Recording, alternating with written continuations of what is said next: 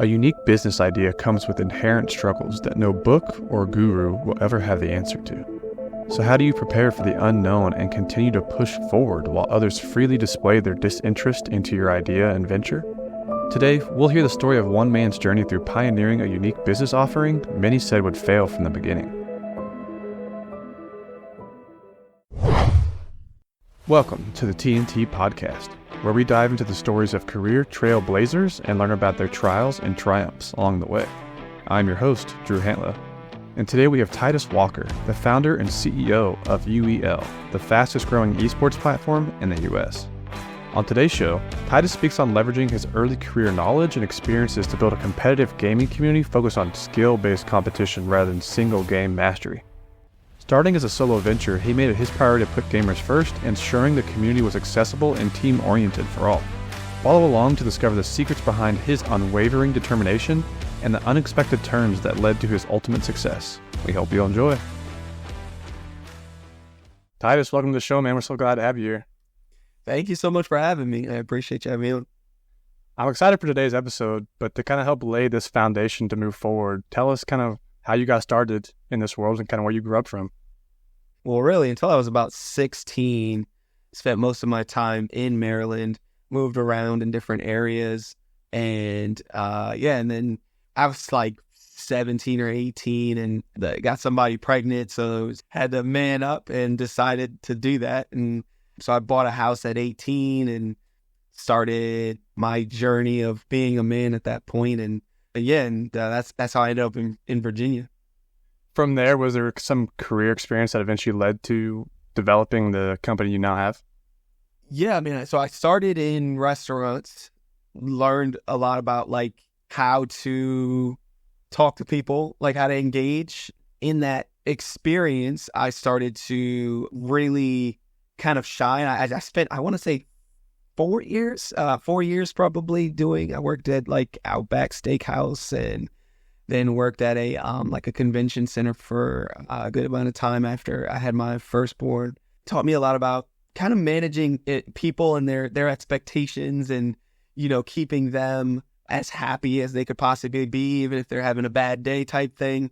So it really became almost like my first like sales role where, and then I shifted from that and went into insurance sales, which again was like managing people's expectations. And most people don't want to buy insurance. They have to. So it was like keeping them engaged and keep their expectations in the right place to make sure I sold the policy. And I did really well in that. I was one of the top in the country. Did that. I think I did that for 5 years.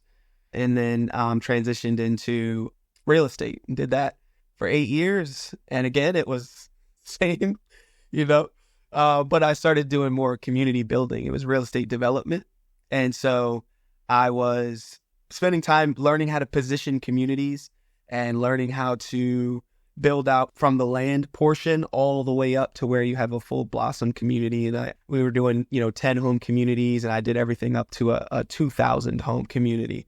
So it was like learning how to scale, how to build that community and really manage every part of it. I did, from the financing portion, I learned and mastered that. I'm big on research. And so I wouldn't just get into it. I'm like all or nothing. It's always kind of how I've been.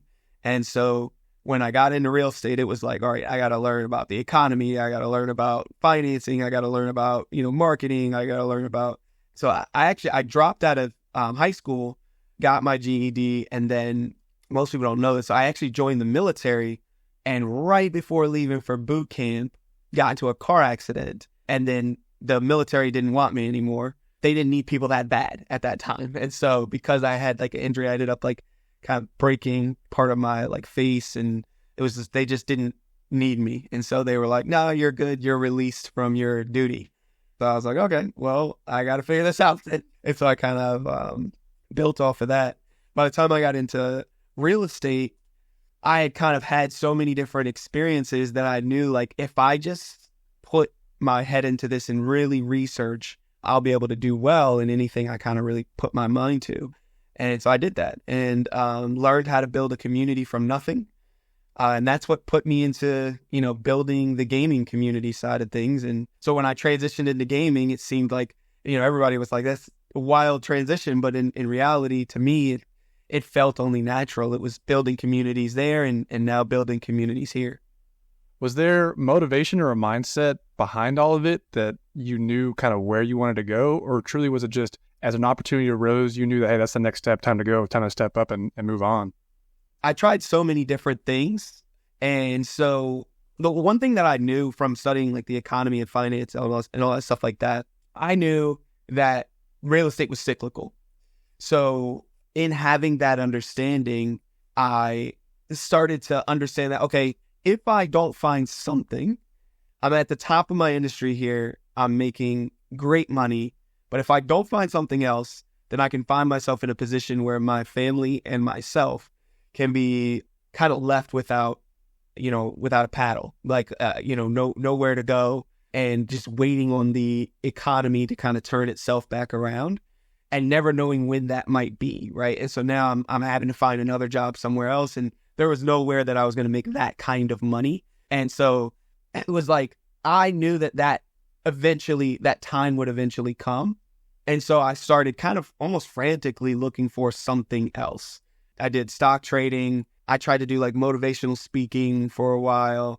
I did real estate flipping houses and commercial real estate. So it was like I was trying lots of different things, hoping like something would stick, and nothing really ever did. We tried doing a dispensary, like a marijuana grow, just like putting my hat in all these different things, trying to find something that would stick. And it wasn't until I was playing a game with my brother and my wife was like, you should turn this into a business.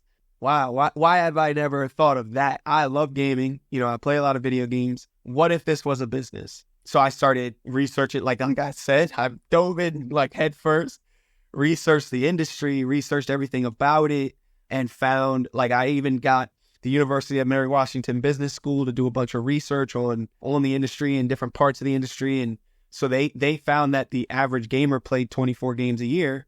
And I remember reading that and thinking, yeah, I play a lot of games too. And I was like, I wonder if there's anybody that I'm like, what if I created a game or a league or a competition that happened in my facility that focused on multiple games? I wonder if anybody does that. I'm just going to kind of mimic what they do.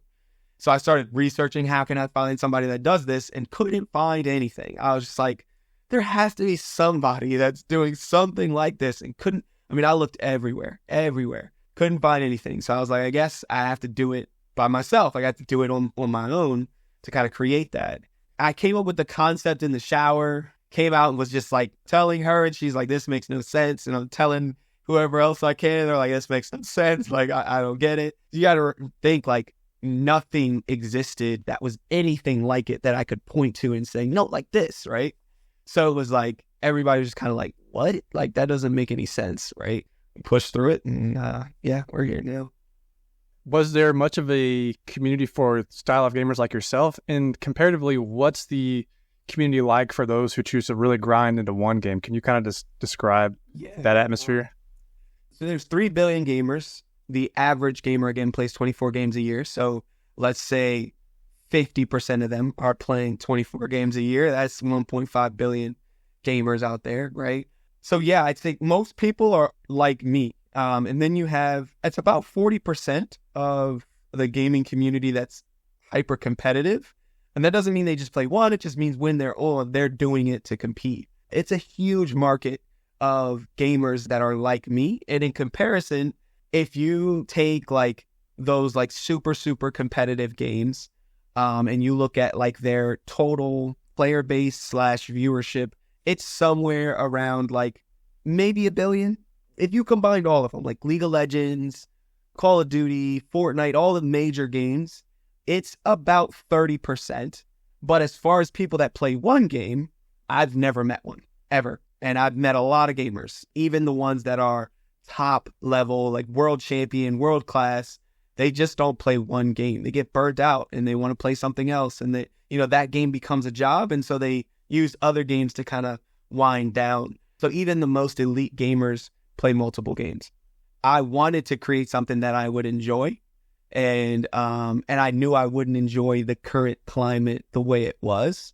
Nor did it make sense from a business side at that time to do that. And it's crazy because in that time period in 2019, 2020, especially after COVID, the gaming companies' valuations went absolutely ballistic because everybody was playing video games.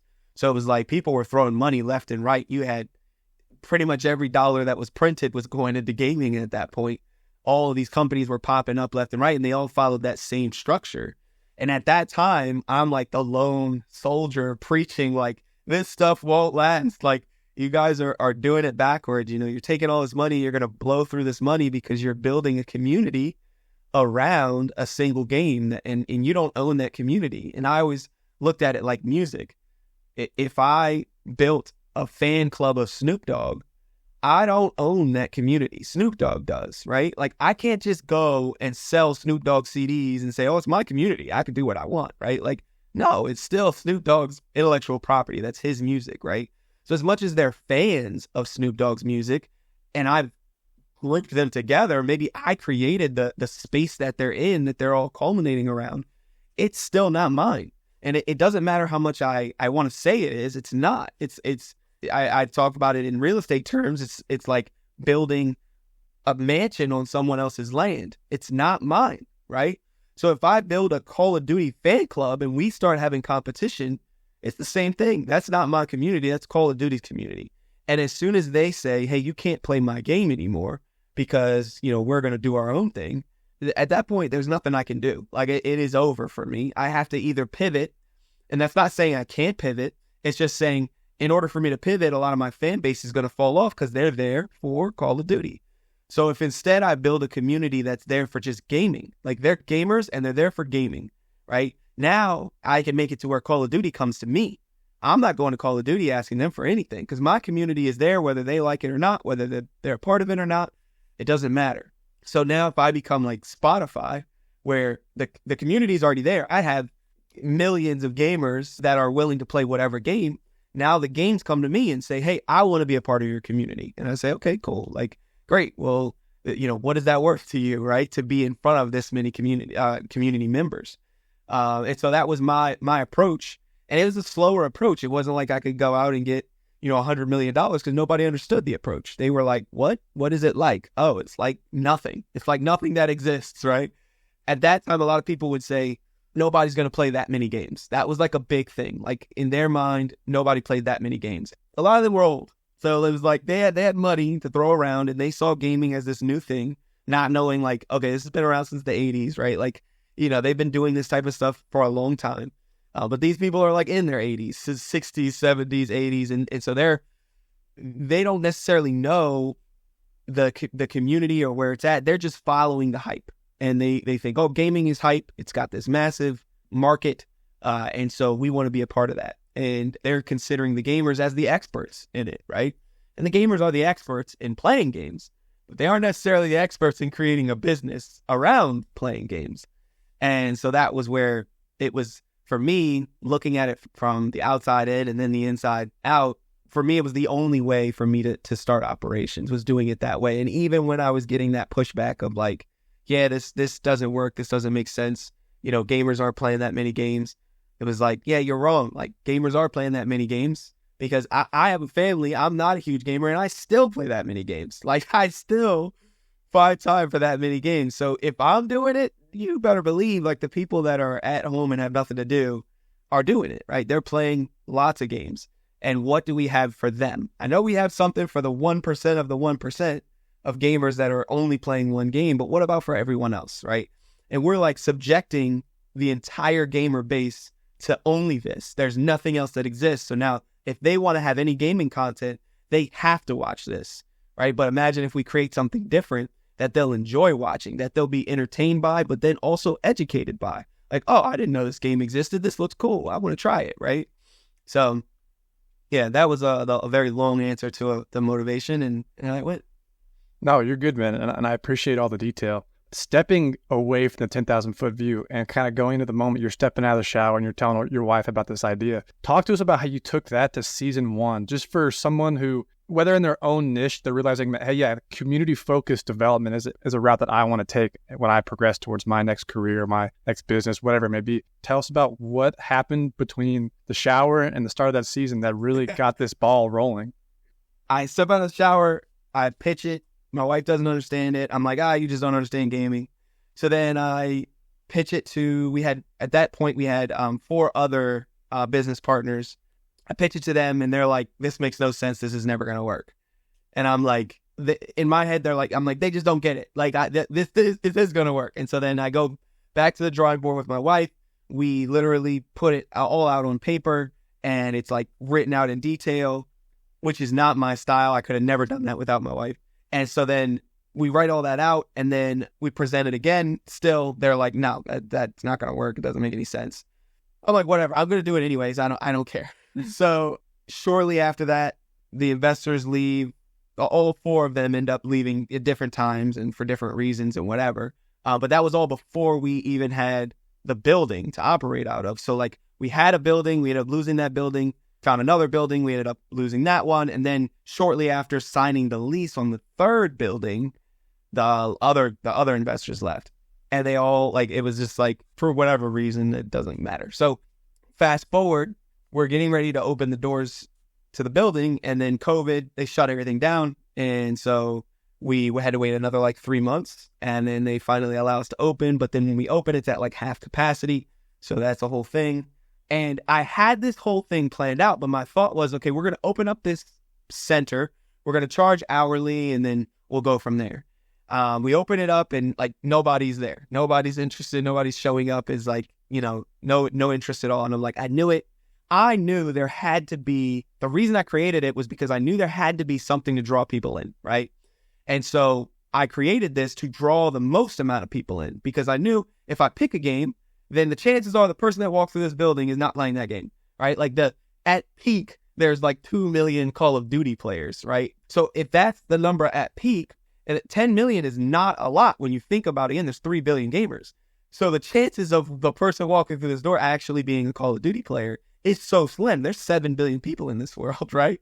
So it's like, at 3 billion of them are gamers, that person is probably not. I have a 0.001% chance that it's a Call of Duty player, right? And I'm just doing terrible math, so just follow me. So I'm like, okay, I need to have a multitude of games. That way they come in and chances are I do play that game, right? And so then I just had a long list of all the games that are a part of this tournament, right? And then it's like, you walk in, oh, that one too. Yeah, we'll add that to the list. Like, it's just keep adding the games. Like, I don't care. We'll play whatever, right? And that worked. It started getting people coming back because it's like, we're playing the games that they play. We're not playing the games. And that was a part of building that community. Like, whatever games you play, that's what we play. We play that too. And that's a part of the competition. When nobody was coming in, it was like 2 weeks, I think. We went 2 weeks. And then I was like, all right, we've got to try this. We've got to try this. We've got to try my idea. And I was so nervous. It was like releasing an album. It was like, are people going to hate this? Is this going to make sense? Is everybody going to say the same things that the other people had said? Is nobody going to get it? Is it going to make a difference at all? I decided to tell the first person. And the first person I told was Doc, who is actually now our chief construction officer. But he walks in the building and he's like one of the first people to ever walk in with his son. And I'm like, I just spit the idea out at him. And he's like, that sounds cool. Yeah, I'll come back. That sounds amazing. And I was like, he's lying. He's not coming back. And he did come back. We ended up having a lot of people that, like, I don't know, like 5 people or something. That's a lot when there's 0, right? So we ended up having a lot of people that showed up for that first, like, event that we did. And I was like, man, maybe we can, start to build on this. And so I think the second person that came in was Billy. And Billy is actually, he owns one of the teams. So he ended up buying one of the teams. He owns a Gracie's Jiu-Jitsu. He comes in, he tells me about his jiu-jitsu. I tell him about the idea again. So he's the second person to tell about this. He's like, oh yeah, that sounds cool. I'll come back. I'm like, he's lying. I didn't believe any of them. But they both ended up coming back. And actually, everybody that was there that first day is still here. Is still a part of the league, which is crazy. 5 years later. So we ended up having, like I said, like 5 people. It was like TLG, who now is like one of our stream engineers, Billy, Doc, Rex, who is like a general manager for one of the teams, and DZ, who is also general manager for one of the teams. We run this event. Herb also is there, and he's an owner of one of the teams too. So So we run this event, it goes well, and seeing that first like 5 people is like, oh my God, there's people, these are real people. And I didn't know these people before this, and now I do. I started building on that, and it is like before we knew it, we had 14 people that went pro in the league. And it was like, I remember the first pro was Doc's son, QWERTY, and he's goated in the league now. I think he's 15 now, so he was like 10 at that time. So it was like that started to kind of blossom, and we had 14 pro gamers in the league, and I felt like I was so hype in that first like preseason where I think we had 10 people at the first preseason. The second preseason had like 12, and then when we had the regular season or season 1, so technically we've actually done 10 seasons, but it's not here nor there. So season 1 though, everybody shows up for season 1, and I had to explain what it is we were doing, right? Because I'd been saying it, but we still had never done it. So when you think about like the concept of like explaining basketball to a toddler, it seems like it would be easy because everybody kind of inherently almost knows what basketball is. But when you actually think about it, basketball is so complicated. Every sport is, but basketball is so complicated. Like from how many hands can you dribble with at one time, and how many steps can you take, and what do the lines mean, and what all of those little things, right? Like I had to explain that from here to them. I was so unorganized that the rules still weren't written out, and it was like without Billy, they would have never been written out, because Billy was like, maybe we should like put these out on like an Excel sheet or something so that at least we can look at them. And I was like, why? Like we already have like. But yeah, so shout out to Billy, got that stuff put together and got our first set of rules. It was like on an Excel sheet. It was horrible, but it had like a basic premise. But it was like, because some games are, 2v2, some games were 1v1, some games were 3v3, some games, and all the rules within those games and all that stuff like that. So season 1, 14 people show up having no clue what they were getting themselves into. None. All they hoped to know was that at the end of this, somebody was going to win, and it was a $10,000 cash prize. And they showed up. And then it was like, I think the event was like 20 hours long. I mean, it was 20 hours straight. So it was like, it started at like 4 a.m. and we played until like 4 a.m. or something. I think the final match happened. I don't know. We'll have to fact check it, but it's all like recorded, and we have it on, ended up putting out like a show on it. But yeah, like it was complete chaos. Like, and nobody really knew what was going on. Like, it was 4 different teams, 14 total people. It was so much fun. Like, we had so much fun in that event that it was like, all right, this is it. This is the beginning. And I felt that so deeply that it was like, this is it. We've done it. It would like, it flopped so heavily as in like, it made no money, had no viewers. It was like, I still have a video of before any seasons, me talking about how the seasons would work. And it's nostalgic because it's like, I'm trying to explain this to people, and it was like, now you look back and you're like, oh yeah, that's exactly how it turned out.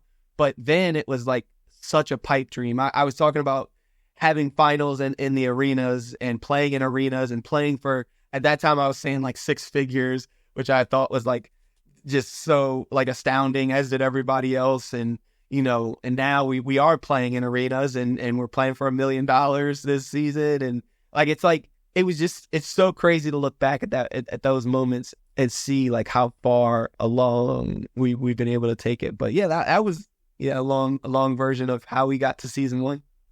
Well, first off, congrats to take it from what was probably a negative 10K to your point, not really making much any money, to now going millions. Right, doing good across 9 seasons. So congrats, first off. But second off, within that, you've mentioned plenty of hurdles, right, along that path. And maybe one wasn't even mentioned. You tell me, what was the hardest thing to get this thing started? What was your biggest hurdle or your biggest trial that you faced that you really had to overcome just in those initial seasons? That's tough. I had people close to me that were a part of the business that left the business. That was probably one of the tougher moments. It made it tough, but then at the same time, it motivated me. It was like, okay, I'm going to keep pushing. I'm going to prove everybody wrong. Because I had done so many other businesses, right? So to everyone else, this was just another, business that I had. So, and then that was said multiple times. That was said out loud to me, this is just another one of your, things. at that time, that was probably one of the harder things to deal with or to kind of get through and stay motivated in. It's coming from people that are close to you, and so it feels more true. And in a way, it is or was true, but I think what's tough for people to see, especially in the beginning stages of building something, everything that seems negative at the time actually is brought to become a positive. Every negative thought, every negative words, everything that was spoken, everything that wasn't spoken became the thing that made me just a little bit sharper in how I presented things, made me just a little bit better in how I spoke about things, made me a little bit smarter in how I approached people. So each time it was kind of like chiseling away, but to make me sharper. It felt like it hurt because it's like sharpening a knife. You are getting rid of something, right? If you're that knife, that hurts a little bit, right? Because it's sharpening. And you don't necessarily know that you're sharper until you cut something. And then you're like, oh, wait, that was easier, right? And that's how it felt. At the time, I didn't recognize that. It wasn't until very recently that I kind of recognized all of those moments were there to make me better. As hard as those things were, they're so important when you're starting out. It's so important to have naysayers. It's so important. And it's not haters. It's just people that don't understand. And that's so important because when you tell them and they don't understand, they're going to say things that may be heard in the time. But if you take those things and you say, okay, how could I present this to not have them say that next time or not have the next person say that, right? And continuously do that over and over and over. Eventually you get to the point where you're so sharp that you're cutting through everything, you're katana sharp. There's been times within the past year where I'm having, these naysayers that are coming from very high level. They have made it crazy far in gaming and they've raised hundreds of millions of dollars and they're, this and that. And, and they're saying, these things, but I'm so sharp. Not only does it not impact me, but I can prove you wrong on this call. I can show you where it's at. I can show you that you're wrong, right? But that comes from all of those, naysayers. If I hadn't had that from the very beginning, I wouldn't have known how to approach those things. And so for anyone looking to do something and really trailblaze something new, you have to be willing to just truly put yourself out there and take all negative feedback as that feedback, as constructive. Even if it sounds like it's not constructive, take it as constructive. I have a lot of value in that now. I seek it out. I'm looking, if someone says no, or it's a bad idea, or it's not going to work, I'm like, okay, I'm going to talk to you for the next hour. I want to know all the details of why you think that. And I don't need to convince you of anything. That's not my goal anymore. I'm trying to learn the way you think so that the next time I face somebody like you, I know how to approach it. That I think is so important, and it's so hard to understand when you're starting something out, especially when you're younger and you've never really built anything. Yeah, that's the hardest.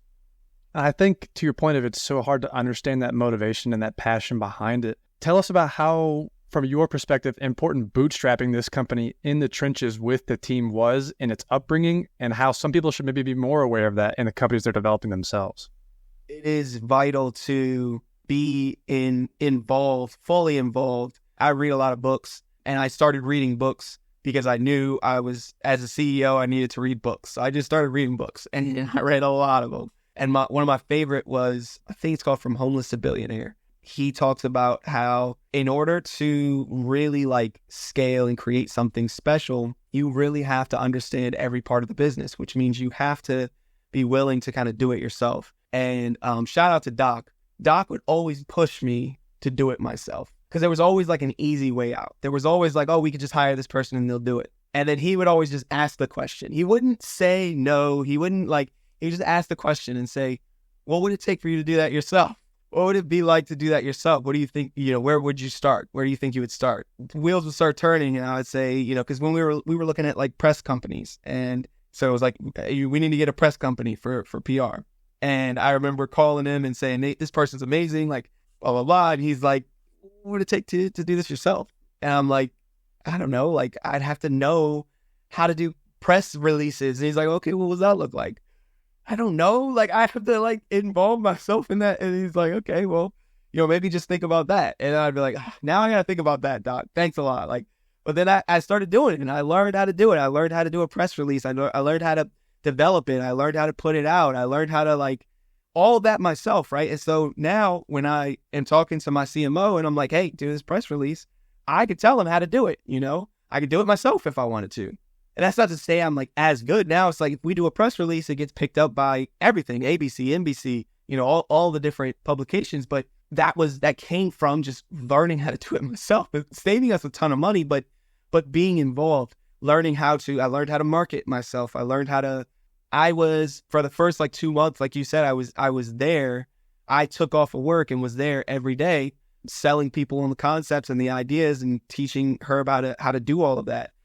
I'd say it's so extremely vital, unless you're in a delegating type industry, and even then sometimes, to be involved so that you understand what it is you're asking someone to do. When I ask someone to do something, I don't have to tell them how to do it, and most times I won't because they need to learn how to do that themselves. And especially if you're on my team, you better know how to do it, and you better know how to look it up to do it. Because otherwise I'm going to do it myself. Like, I can do it myself, right? But anyways, learning how to delegate, which I've started to get decent at. My COO is amazing and has helped me learn how to do that. In doing that, because I know the task and what I'm asking, I know how to present it and I know how to ask it. And I know that the pushback that they give me isn't real. Like, I know that, oh, that can't be done. Yes, it can. Get it done. Like those types of things are only because of the knowledge I have and the backbone I have in doing the hard work myself. And how critical was that involvement in growing this team, right? You mentioned that you started off maybe with some partnership with some investors and very quickly it turned into a solo venture. Maybe some of the people involved, supportive-wise, whatnot. But how important was that involvement then in taking the next steps forward to grow the team?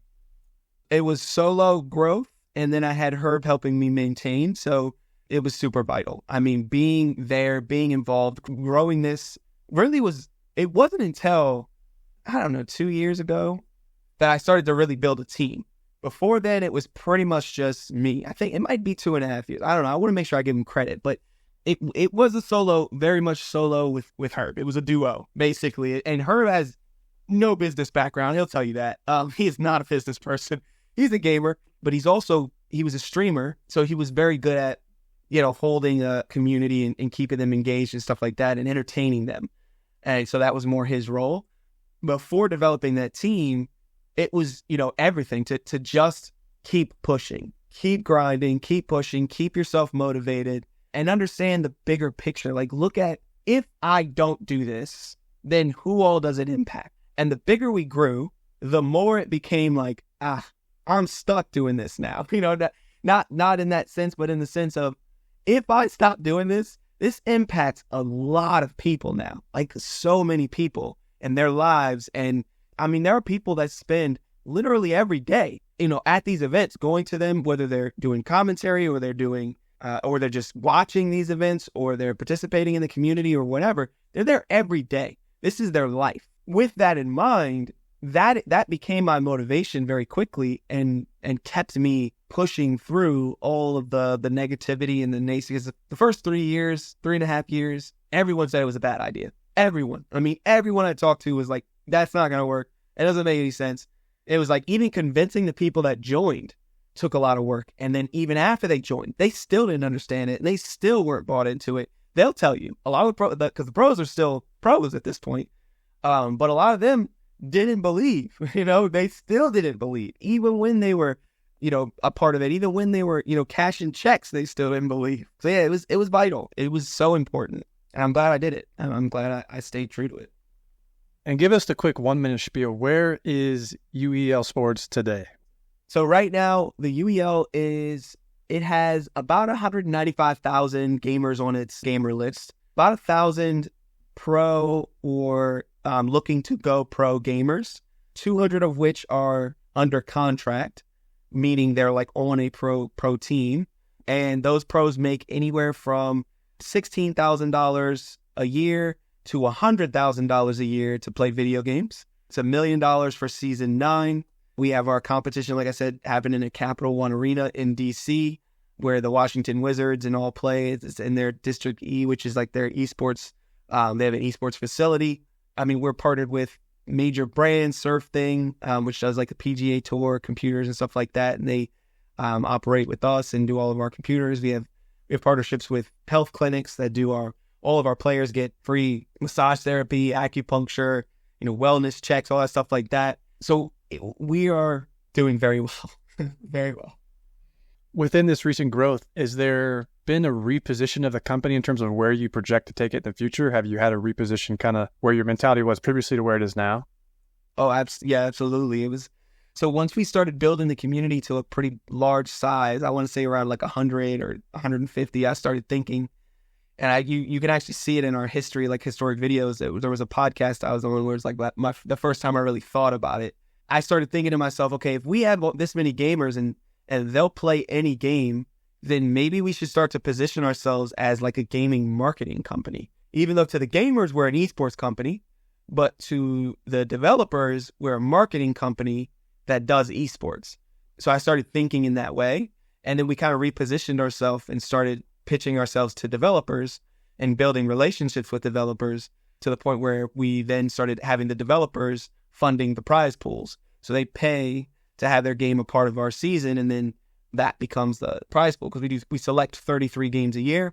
33 games a season, 2 seasons a year. So it's 66 different games a year that participate, and then they pay to become part of it. When we talk to the developers, it's everything to them to be an esport. That's like something in quote unquote an esport, because it's like that doesn't exist in my opinion outside of us. But they're like, hey, we want to be an esport, and it's always the question of, well, what does that mean? Like, it has no meaning realistically. Like, that means essentially you have to build a community of players that play your game, right? Which is all you want to do anyways. And then you have to make it such a game that that community stays playing your game consistently, creates competitions around your game and all that stuff like that. So realistically, it's not a thing to become an esport. The esports that exist right now, as far as like quote unquote, again, esports, Call of Duty and all that stuff, they're like legacy.